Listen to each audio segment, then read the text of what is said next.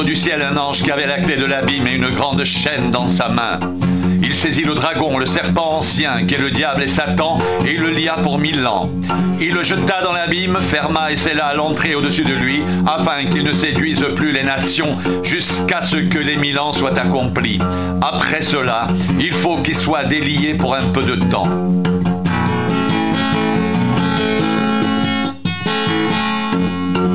Et je vis des trônes, et à ceux qui s'y assirent fut donné le pouvoir de juger, et je vis les âmes de ceux qui avaient été décapités, à cause du témoignage de Jésus, et à cause de la parole de Dieu, et de ceux qui n'avaient pas adoré la bête ni son image, et qui n'avaient pas reçu la marque sur leur front ni sur leurs mains. Ils revinrent à la vie, et ils régnèrent avec Christ pendant 1000 ans.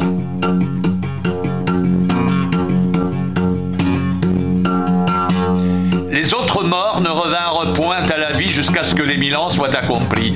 C'est la première résurrection. Heureux et saints ceux qui ont part à la première résurrection.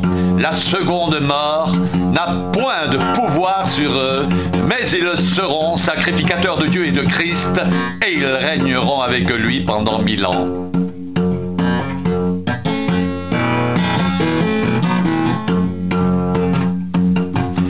Les 1000 ans seront accomplis, Satan sera relâché de sa prison et il sortira pour séduire les nations qui sont aux 4 coins de la terre, Gog et Magog, afin de les rassembler pour la guerre. Leur nombre est comme le sable de la mer.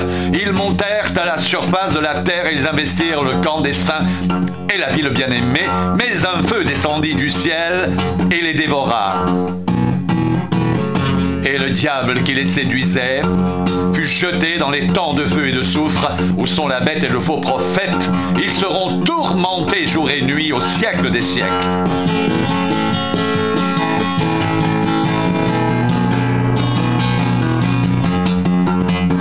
Puis je vis un grand trône blanc et celui qui était assis dessus.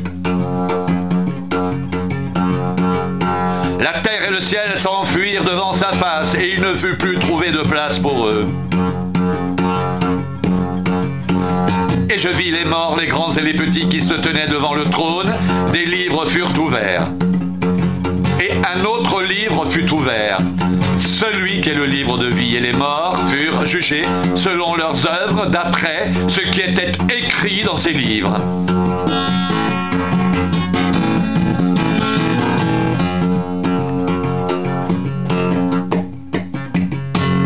La mer rendit les morts qui étaient en elle.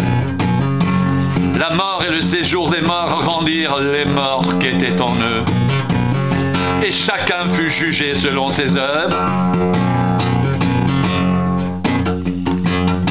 Puis la mort et le séjour des morts furent jetés dans des temps de feu. C'est la seconde mort, les temps de feu. Quiconque ne fut pas trouvé écrit dans le livre de vie fut jeté dans les temps de feu.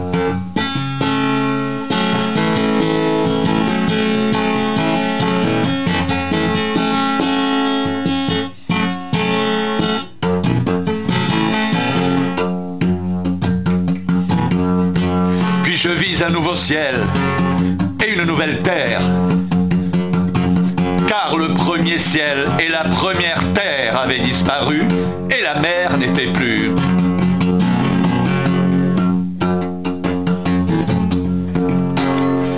Et je vis descendre du ciel, d'auprès de Dieu, la ville sainte, la nouvelle Jérusalem, préparée comme une épouse qui s'est parée pour son époux.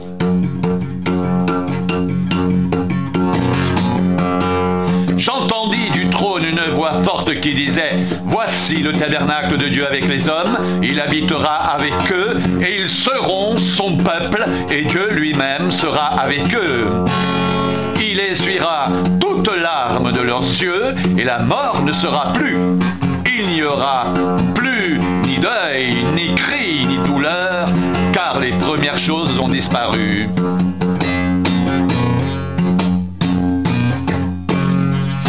Et celui qui était assis sur le trône dit: voici, je fais toutes choses nouvelles. Et il dit: écris, car ces paroles sont certaines et véritables. Et il me dit: c'est fait. est. Je suis l'alpha et l'oméga, le commencement et la fin. À celui qui a soif, je donnerai de la source de l'eau de la vie gratuitement. Celui qui vaincra héritera ces choses. Je serai son Dieu et il sera mon fils. Mais pour les lâches, les incrédules, les abominables, les meurtriers, les débauchés, les magiciens, les idolâtres et tous les menteurs, leur part sera dans l'étang ardent de feu et de soufre, ce qui est la seconde mort. Puis un des 7 anges qui tenait les 7 coupes remplies des 7 derniers fléaux vint, et il m'adressa la parole en disant: Viens, je te montrerai l'épouse, la femme de l'agneau. Il me transporta en esprit sur une grande et haute montagne, et il me montra la ville sainte, Jérusalem, qui descendait du ciel d'auprès de Dieu, ayant la gloire de Dieu.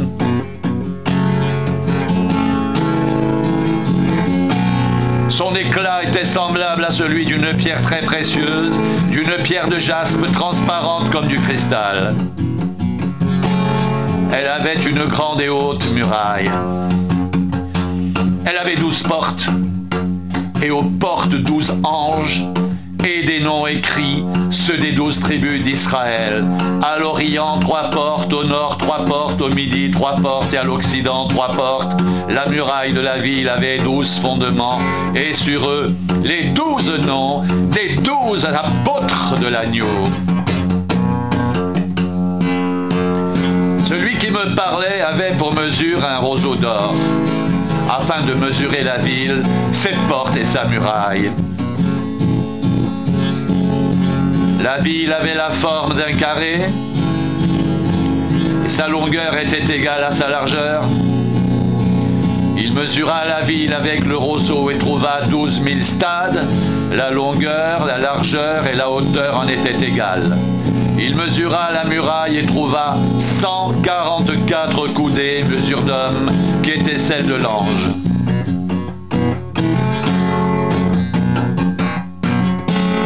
La muraille était construite en jaspe et la ville était d'or pur, semblable à du verre pur.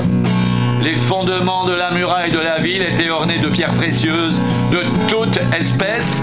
Le premier fondement était de jaspe, le second de saphir, le troisième de chalcédoine, le quatrième d'émeraude, le cinquième de sardonyx, le sixième de sardoine, le septième de chrysolite, le huitième de béryl, le neuvième de topaze, le dixième de chrysoprase, le onzième d'hyacinthe, le douzième d'améthyste.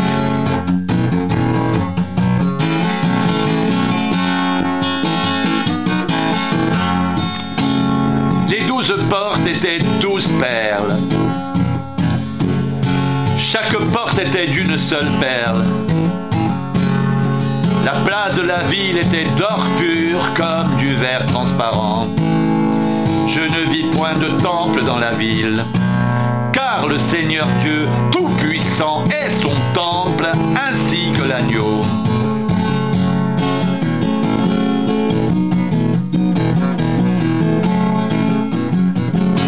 La ville n'a besoin ni du soleil, ni de la lune pour l'éclairer, car la gloire de Dieu l'éclaire et l'agneau est son flambeau.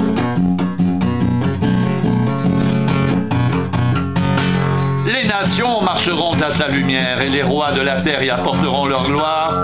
Ses portes ne se fermeront point le jour, car il n'y aura point de nuit. On y apportera la gloire et l'honneur des nations. Il n'entrera chez elle rien de souillé, ni personne qui se livre à l'abomination et au mensonge. Il n'entrera que ceux qui sont écrits dans le livre de vie de l'agneau.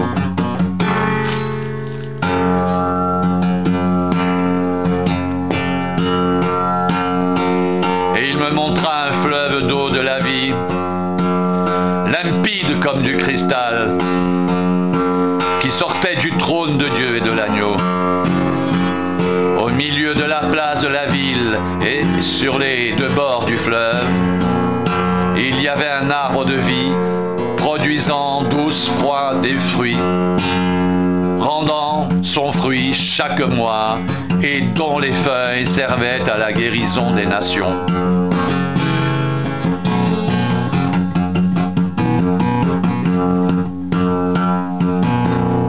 Il n'y aura plus d'anathème.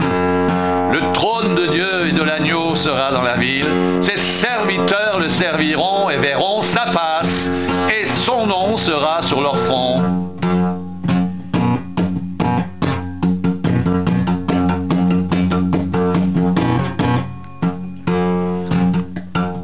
Il n'y aura plus de nuit. Et ils n'auront besoin ni de lampe ni de lumière. Parce que le Seigneur Dieu les éclairera, et ils régneront au siècle des siècles. Et il me dit, ces paroles sont certaines et véritables.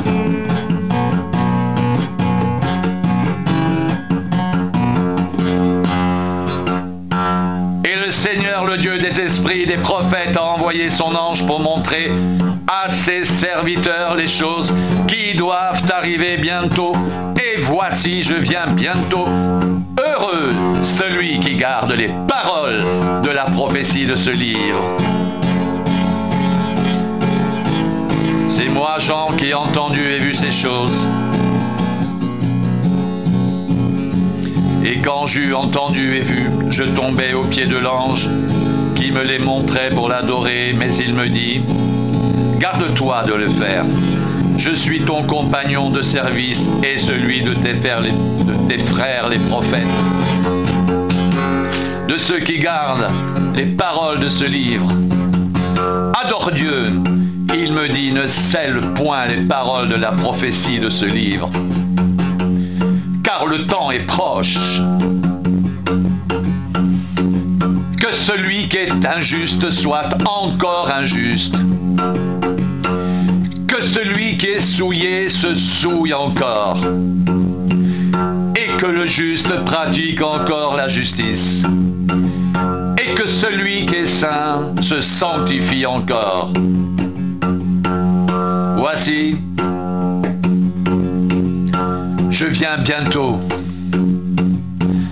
et ma rétribution est avec moi, pour rendre à chacun selon son œuvre. Je suis l'alpha et l'oméga, le premier et le dernier, le commencement et la fin. Heureux ceux qui lavent leur robe, afin d'avoir droit à l'arbre de vie et d'entrer par les portes dans la ville. Dehors les chiens, les magiciens, les débauchés, les meurtriers, les idolâtres et quiconque aime et pratique le mensonge. Moi, Jésus, j'ai envoyé mon ange pour vous attester ces choses dans les églises. Je suis le rejeton et la postérité de David, l'étoile brillante du matin.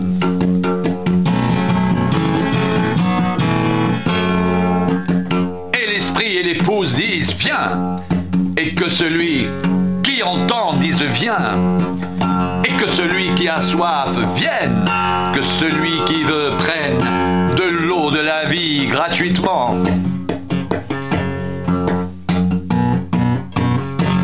Je le déclare à quiconque entend les paroles de la prophétie de ce livre. Si quelqu'un y ajoute quelque chose, Dieu le frappera des fléaux décrits dans ce livre.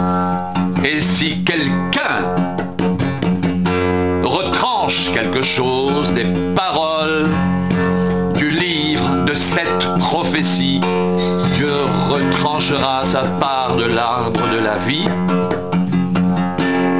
et de la ville sainte décrit dans ce livre.